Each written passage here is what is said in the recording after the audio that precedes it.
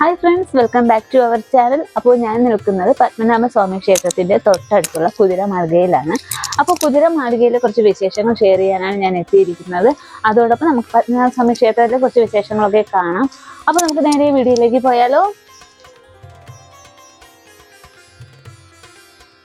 ഇതാണ് തിരുവനന്തപുരത്തുകാരുടെ സ്വന്തം പത്മനാഭ സ്വാമി ക്ഷേത്രം. ഇത് കിഴക്കേ നടയാണ്.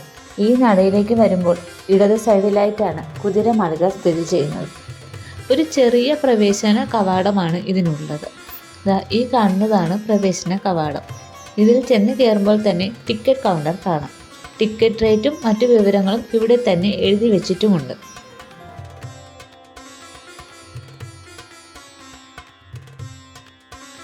അപ്പോൾ ടിക്കറ്റ് എടുത്തതിന് ശേഷം ഈ കാണുന്ന ഇടുങ്ങിയ വഴിയിലൂടെ മുന്നോട്ട് പോയാലാണ് നമുക്ക് കൊട്ടാരത്തിലേക്ക് എത്താൻ പറ്റുക. അപ്പോൾ നമ്മളിന്ന് കുതിരമാളികയും ആർട്ട് ഗാലറിയൊക്കെ കാണാൻ വേണ്ടിയിട്ടാണ് പോകുന്നത്. അതിനുവേണ്ടി ഞാനിപ്പോൾ ടിക്കറ്റ് എടുത്തിട്ടുണ്ട് കേട്ടോ. അപ്പോൾ എൻട്രി പാസ് വന്നിട്ട് നമ്മൾ ഇന്ത്യൻ സിറ്റിസൺ ആയതുകൊണ്ട് 70 രൂപയാണ്. അതിനുശേഷം ഇനി ആർട്ട് ഗാലറി കാണാനായിട്ട് 30 രൂപയാണ്. ഇനി അകത്ത് നമ്മൾ വീഡിയോസൊക്കെ എടുക്കണം എന്നുണ്ടെങ്കിൽ 500 രൂപ പേ ചെയ്യണം. അകത്തെ വിശേഷങ്ങളെല്ലാം നമ്മൾ ഫോട്ടോ എടുക്കാനായാലും വീഡിയോ എടുക്കാനായാലും ഒക്കെ 500 രൂപയാണ്. പക്ഷേ പുറത്താണ് നമ്മൾ വീഡിയോസൊക്കെ എടുക്കണമെങ്കിൽ 50 രൂപയേ ആവുന്നുള്ളൂ.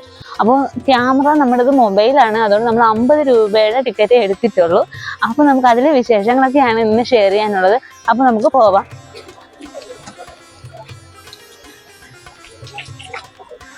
അപ്പോൾ ഇതുവഴി വേണം നമ്മൾ അകത്തോട്ട് കയറാനായിട്ട്. കയറിയതിന് ശേഷം നമ്മൾ ചെപ്പൽസ് എല്ലാം ഒരു സൈഡിൽ വെച്ചതിന് ശേഷമാണ് നമ്മൾ മാളികയ്ക്കകത്തേക്ക് കയറേണ്ടത്.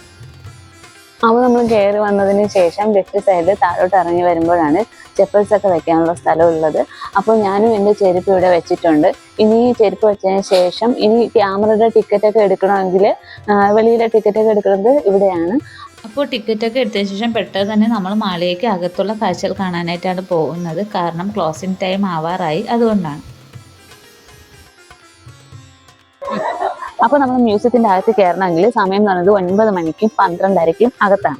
ഇനി അത് കഴിഞ്ഞിട്ടുള്ള സമയം 2 തൊട്ട് 4:45 വരെയാണ്. അപ്പോൾ അതിനകത്ത് വേണം നമുക്ക് ഈ കൊട്ടാരത്തിനകം കാണാനുള്ള ടൈം.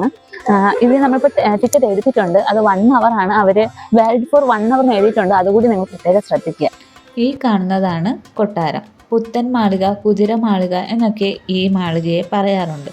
ഏകദേശം 22 ഏക്കറോളം വ്യാപിച്ചു കിടക്കുന്ന ഒരു കൊട്ടാരമാണിത്.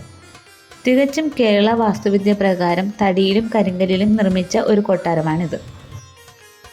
നമ്മൾ ശ്രദ്ധിച്ചാൽ അറിയാൻ പറ്റും, ഈ 1ാമത്തെ നിലയുടെ മുകൾ ഭാഗത്ത് നിരനിരയായിട്ട് കുതിരകളെ ഇങ്ങനെ കൊത്തിവെച്ചിരിക്കുന്നത് വളരെ മനോഹരമാണ് കേട്ടോ. അത് കാണാനായിട്ട് 122 കുതിരകളാണുള്ളത്.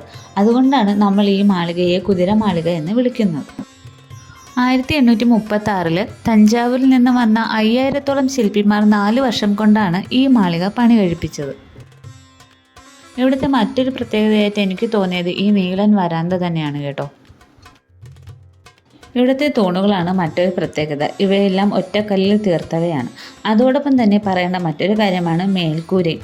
മേൽക്കൂരയിലും വാതിലുകളിലുമെല്ലാം കൊത്തുപണികൾ കൊണ്ട് അലങ്കൃതമാക്കിയിട്ടുണ്ട്. ഞങ്ങൾ ഉച്ച സമയത്താണ് കേട്ടോ ഇവിടെ എത്തിയത്. അപ്പോഴും ഈ തറയിൽ നല്ല തണുപ്പാണ്. അതോടൊപ്പം തന്നെ എപ്പോഴും മിനുസമായാണ് ഇവിടെ കിടക്കുന്നത്. പണ്ട് കാലത്ത് ഉപയോഗിച്ചിരുന്ന കുമ്മായവും ചിരട്ടക്കരിയും മുട്ട വെള്ളയുമൊക്കെയാണ് ഇതിൻ്റെ കാര്യം. കാരണം ഇവയെല്ലാം കൂടി ചേർത്താണ് പണ്ട് കാലത്ത് ഇവിടുത്തെ തറകളെല്ലാം നിർമ്മിച്ചിരുന്നത്. മാളികയ്ക്കകത്താണ് മ്യൂസിയം അറേഞ്ച് ചെയ്തിരിക്കുന്നത്. അവിടെ എത്തിക്കഴിഞ്ഞാൽ 24 ആനക്കൊമ്പിൽ തീർത്ത സിംഹാസനം കാണാം. അതോടൊപ്പം ആനക്കൊമ്പിൽ തീർത്ത തൊട്ടിലുകളും ക്രിസ്റ്റൽ സിംഹാസനവും കാണാം. ഇതുകൂടാതെ പല്ലക്ക്, യുദ്ധത്തിന് ഉപയോഗിച്ചിരുന്ന തോക്കുകൾ, പുറം രാജ്യത്തു നിന്ന് കൊണ്ടുവന്ന പാത്രങ്ങൾ, ഛായാചിത്രങ്ങൾ, ഒരാൾ വലിപ്പമുള്ള കഥകളി രൂപങ്ങൾ ഇവയൊക്കെ കാണാൻ കഴിയും. ഇതാണ് നവരാത്രി മണ്ഡപം. സ്വാതി തിരുനാളിൻ്റെ സ്മരണാർത്ഥം ഇവിടെയാണ് സംഗീതോത്സവം നടത്തപ്പെടുന്നത്. ഇവിടുത്തെ ഗാർഡനിങ് ആണ് ഇവിടുത്തെ മറ്റൊരു പ്രത്യേകത. കാരണം ഇവിടെ എല്ലാം നല്ല മനോഹരമായിട്ടും സുന്ദരമായിട്ടാണ് കീപ്പ് ചെയ്തിരിക്കുന്നത്.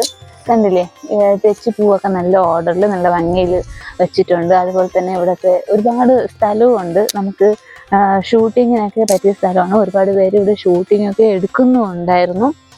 മാളികയിൽ നിൽക്കുമ്പോൾ തന്നെ നമുക്ക് പുറത്ത് ഒരു മന്ദിരം കാണാൻ കഴിയും. ഇത് പണ്ട് കാലത്ത് അതിഥി മന്ദിരമായി ഉപയോഗിച്ചിരുന്നതാണ്. പക്ഷേ ഇപ്പോൾ അത് സന്ദർശകർക്ക് വേണ്ടി തുറന്നു കൊടുത്തിട്ടില്ല. അപ്പോൾ അതെല്ലാം കണ്ടു കഴിഞ്ഞതിന് ശേഷം നമ്മൾ നേരെ പോയത് ഉത്രാടം തിരുനാൾ മാർത്താണ്ഡവർമ്മ ചിത്രാലയം കാണാൻ വേണ്ടിയിട്ടാണ്.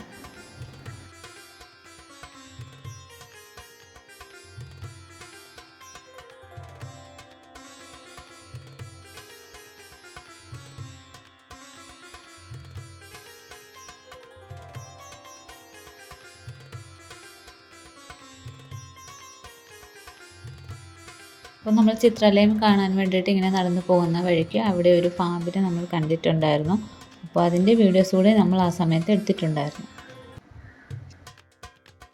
അടുത്തത് നമ്മുടെ ചിത്രാലയം മ്യൂസിയം ആണ് കാണാൻ പോകുന്നത്. ആർട്ട് ഗാലറിയാണ്. അപ്പോൾ അതിൻ്റെ അകത്തേക്കാണ് നമ്മൾ പോകുന്നത്. അപ്പോൾ ഇവിടെ ഫോട്ടോഗ്രാഫി നോട്ട് അലൗഡ് ആണ്. ഇത് അവിടെ ബോർഡ് വെച്ചിട്ടുണ്ട്, ഫോട്ടോഗ്രാഫി നോട്ട് അലൗഡ്. പെയിന്റിങ്ങിൽ തൊടാൻ പാടില്ല, ഫോട്ടോ എടുക്കാൻ പാടില്ല എന്ന് മലയാളത്തിൽ എഴുതിയിട്ടുണ്ട്. അപ്പോൾ അകത്തെ വിശേഷങ്ങൾ കണ്ടതിന് ശേഷം ഞങ്ങൾ പുറത്തു വരാം. അതിനുശേഷം ഇനിയുള്ള വിശേഷങ്ങൾ ഷെയർ ചെയ്യാം. അപ്പോൾ ഒരുപാട് വ്യത്യസ്തമായ കുറേ ചിത്രങ്ങളും പെയിൻറ്റിങ്ങുകളും ഒക്കെ നമ്മൾ കണ്ടു. അതിനുശേഷം നമ്മൾ പുറത്തോട്ട് ഇറങ്ങിയിട്ടുണ്ട്. ഇതാണ് പത്മതീർത്ഥക്കുളം. ഇത് കൂടാണ്ട് ഇവിടുത്തെ മറ്റൊരു അട്രാക്ഷനാണ് മേത്തൻ മണി. അതാണ് ഈ കാണുന്നത്. ഒരു താടിക്കാരൻ്റെ കവിളിൽ 2 ആടുകൾ വന്ന് ഇടിക്കുമ്പോൾ മണി ശബ്ദം കേൾക്കുകയും ചെയ്യും. മണിക്കൂറുകൾ ഇടവിട്ടാണ് ഈ ശബ്ദം കേൾക്കുന്നത്. പണ്ട് കാലത്ത് നിസ്കാര സമയമൊക്കെ അറിയാൻ ഇത് ഉപകാരപ്പെട്ടു എന്നാണ് പറയപ്പെടുന്നത്. ആ കാഴ്ച കാണാൻ വേണ്ടിയിട്ട് ഞങ്ങൾ 3 മണി വരെ വെയിറ്റ് ചെയ്തു. മണിശബ്ദം കേൾക്കുന്നുണ്ടെങ്കിലും ആടുകളുടെ പ്രവർത്തനമൊന്നും നടക്കുന്നില്ല. ഇപ്പോൾ ഈ ഘടികാരം വർക്കിംഗ് കണ്ടീഷനിലല്ല എന്ന് ഞങ്ങൾക്ക് മനസ്സിലായി.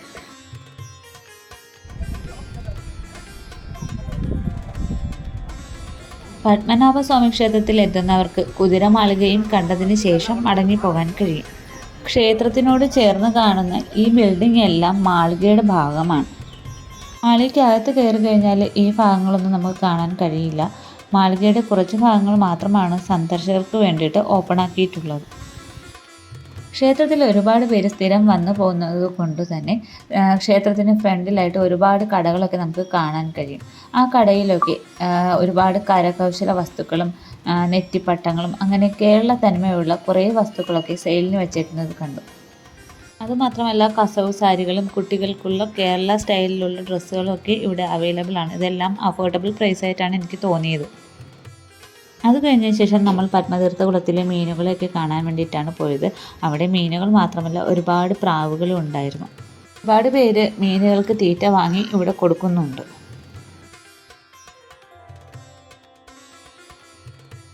ഇത് ക്ഷേത്രത്തിന് പുറത്തുള്ള റോഡാണ് കേട്ടോ.